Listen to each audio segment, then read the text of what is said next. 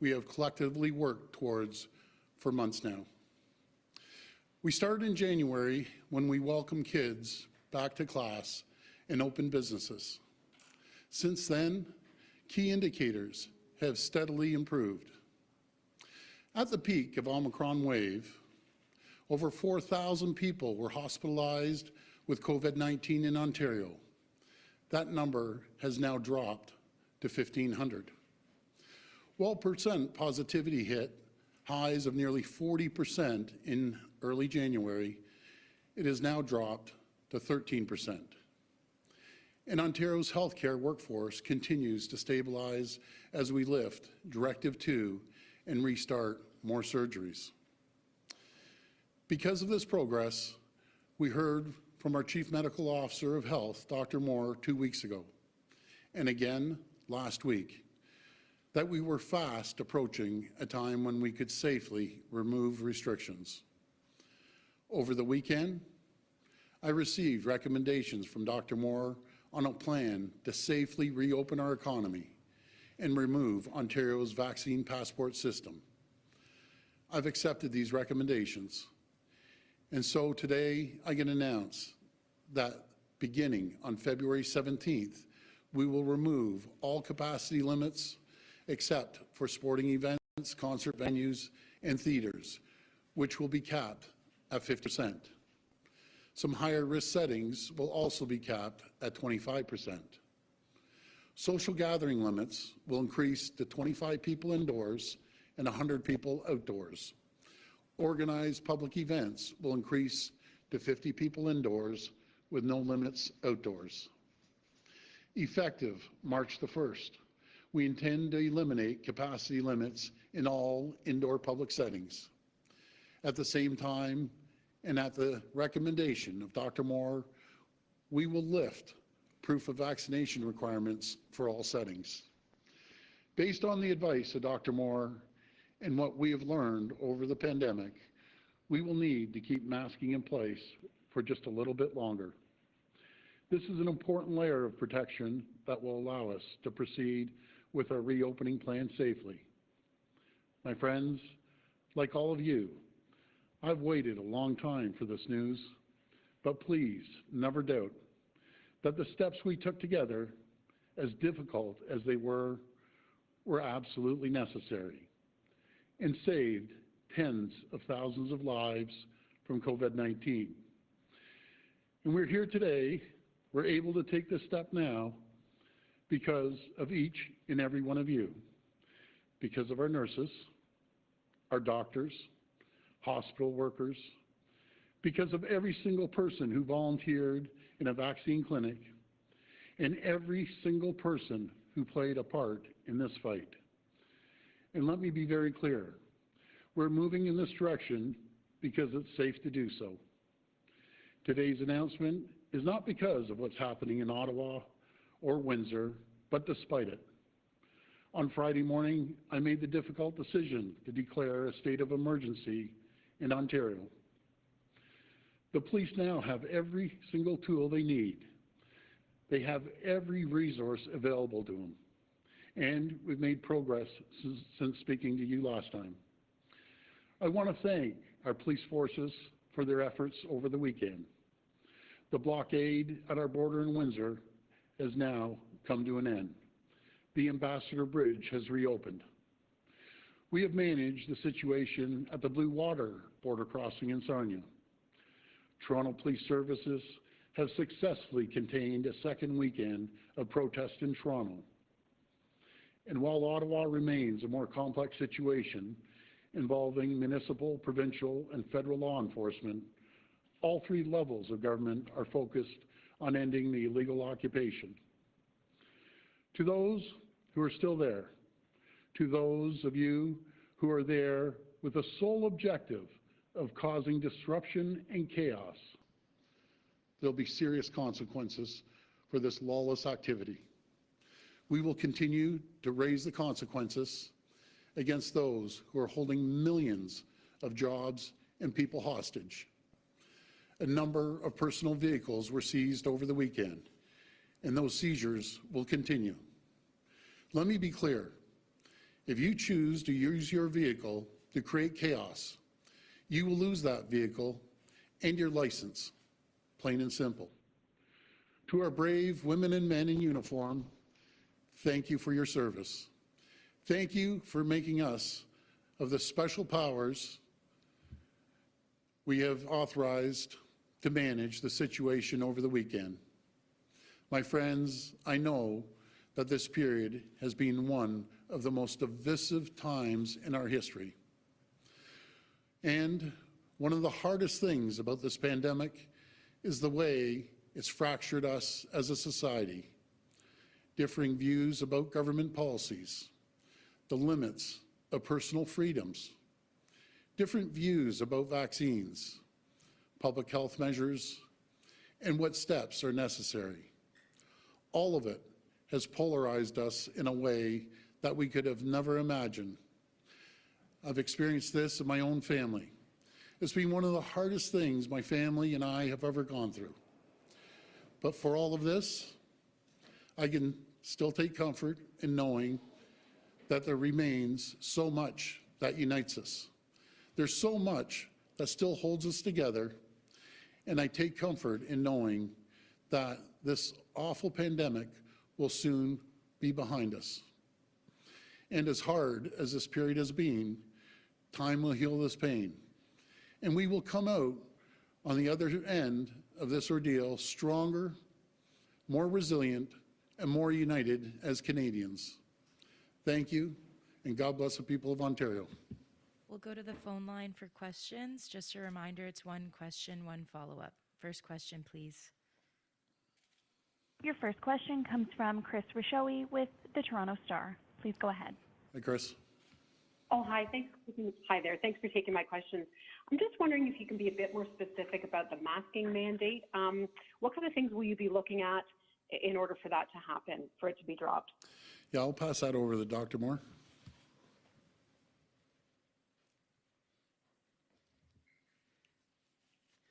Thank you. Well, I agree with the Premier. All of the metrics are improving dramatically in terms of the number of people hospitalized, the number of people in the intensive care unit, the percentage of tests that are positive.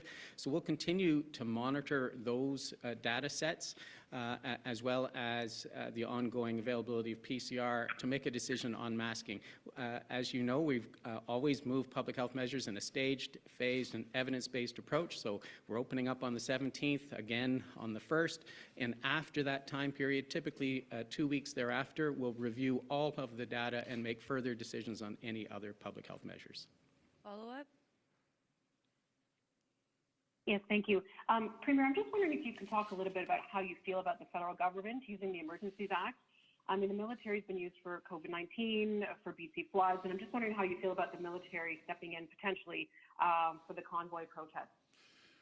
Well, I'll be having a conference call with the Prime Minister and the Premiers at 10:15, so I may have to cut this off sooner.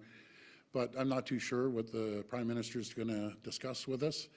But I will tell you, I'll support the federal government in any proposals they have to bring law and order back to our province, to make sure we stabilize our businesses and trade around the world as the world is watching us right now, wondering if it's a stable environment to open up businesses and expand businesses.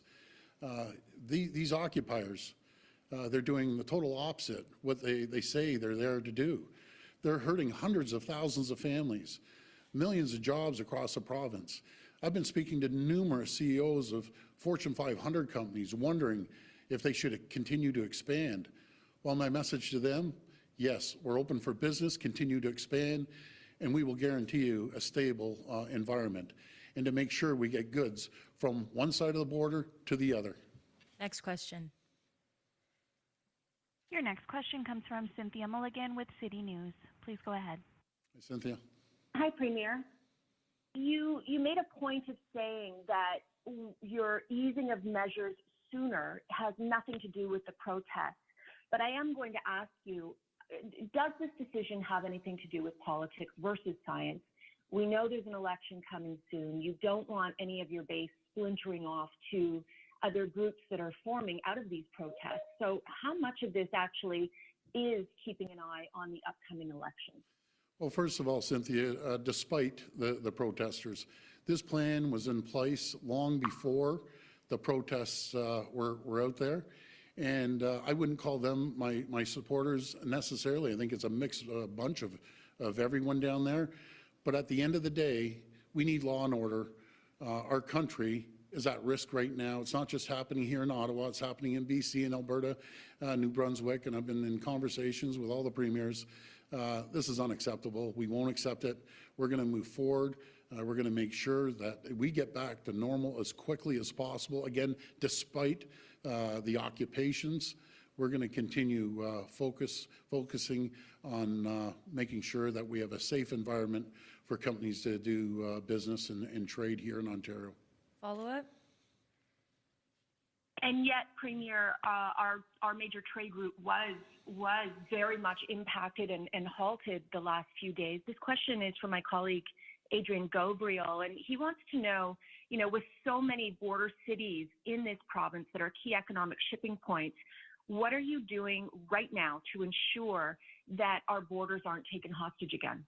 Well, we've stabilized the Ambassador Bridge with a great work of our OPP and all other police agencies right across the province. We're working collaboratively with the municipal police and federal authorities as well. And we're going to make sure those borders are secure, that vehicles and trucks and transports and people can get across the border peacefully. I'm not going to tolerate anarchy at our borders or anywhere else. We need to get back to business. Next question. Your next question comes from Allison Jones with the Canadian Press. Please go ahead. Hey, Allison. Oh, hi, Premier. I'm wondering if you support the protesters' cause, if not their methods? You've talked many times before about how you were hesitant to enact the vaccine mandates and certificates. Now you're announcing their end. Do you agree with the protesters' cause? Well, first of all, through the advice of Dr. Moore, we accepted the passports, and through the advice of Dr. Moore, we're going to get rid of the passports. I understand it's frustrating for everyone, but there's a level of frustration that you can go out there, peacefully protest, but when you start occupying borders, international trade corridors, it's game over. There's zero tolerance for that. Now you're putting people into jeopardy at hundreds of thousands of jobs. Plants were ready to close. I can't even begin to explain how serious this is. The world is watching, and we're going to make sure we tell the world. Again, as I said earlier, Ontario is open for business. We won't tolerate anything, especially insurrections, occupying areas, unacceptable. And I know the vast majority of Canadians agree with that. Follow-up? Yes, thank you. You're announcing the end to the vaccine certificate system. What about vaccine mandates like in workplaces, such as long-term care? Is that going to stay in place?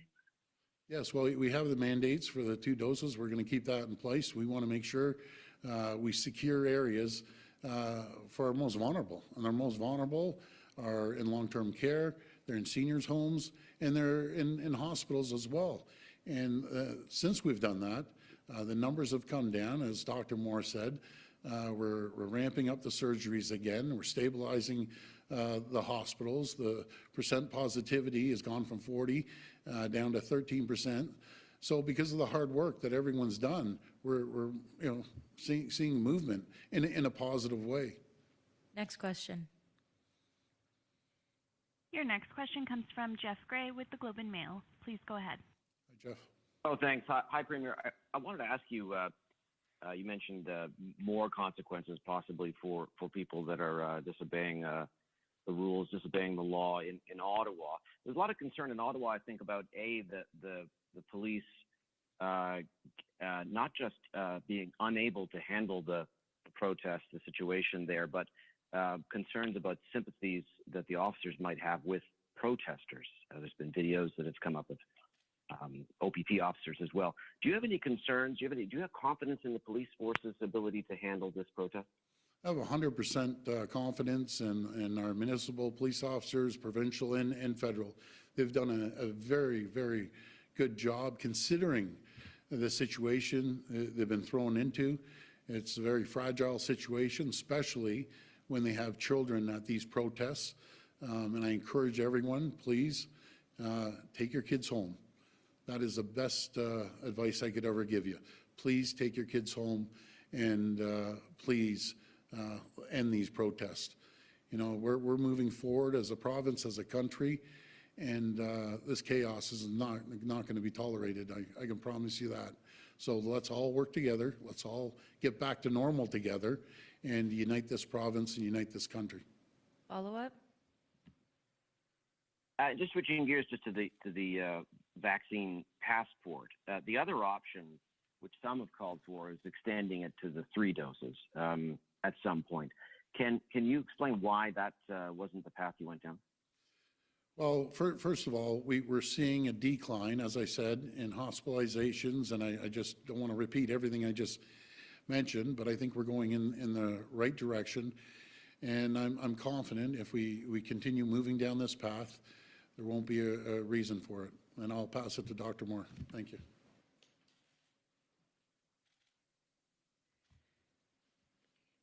Well, I agree with the Premier. We are now down the slope from the peak of Omicron activity. 92% of Ontarians 12 and over have received at least 2 doses, and 6.7 million Ontarians now have their 3rd doses. So we have the level of protection that we need to remove public health measures and have made terrific strides on reducing the risk. Our health system is in a much better position now. We have 1,369 people in hospital today from COVID-19, 394 in our intensive care unit. Our decisions have been data-driven. Our numbers show how Ontarian sacrifices have limited the spread of this virus. Our vaccination numbers speak for themselves. And as a result, we no longer need the proof of vaccination. It served its purpose. I thank all the businesses and communities that have used it, as well as all the citizens that have shown their QR codes and their passports. But in our estimation, given where we are in the epidemic, as of March 1st, it will no longer be necessary. Last question. Your last question comes from Natasha MacDonald with Radio Canada. Please go. Hi, Natasha. Hi, Premier. You say you have full confidence in the police, but this weekend residents were using their own bodies to stop trucks. There was a hot tub on Wellington Street. What's your understanding of why Ottawa police are not enforcing the state of emergency orders that you declared on Friday? Well, again, you know, it's a little different situation on the bridges opposed to Ottawa. It's a little more complicated. We're working collaboratively with the Ottawa Police, the OPP, and RCMP. But I'm really confident. I'm confident that we're going to be able to move forward. I'm really hoping that the people that are occupying Ottawa are going to move on. It's unacceptable that they have 1 million people held hostage right now. And again, I can't stress it enough. We won't tolerate it. We've given the police the tools to do their job. And again, I have confidence that they'll do that job. Follow-up? But if that doesn't happen, is Ontario going to ask Justin Trudeau to invoke a federal declaration of emergency? And are you planning on talking about that in your meeting with the Prime Minister this morning? Well, I think we'll be discussing everything at the conference call today with the Prime Minister and all the premiers. And I can assure you that the premiers don't hold back on their comments. But at the end of the day, all the premiers agree with one thing. We cannot we cannot have people creating chaos at our borders, interrupting trade with the rest of the world. It won't be tolerated, and we'll make sure we take care of it. But my message to anyone, the protesters, occupiers, this has to come to an end, and it has to come to an end real quick. And if it doesn't come to an end, you're going to have serious consequences. You'll lose your license for life. You're going to lose your car indefinitely. And we're going to throw every tool we have at you to make sure we bring stability back to our great province and our great country. I just want to thank everyone. God bless the people of Ontario and Canada. We're moving in the right direction, and we will get through this together. Thank you. Thanks, everyone.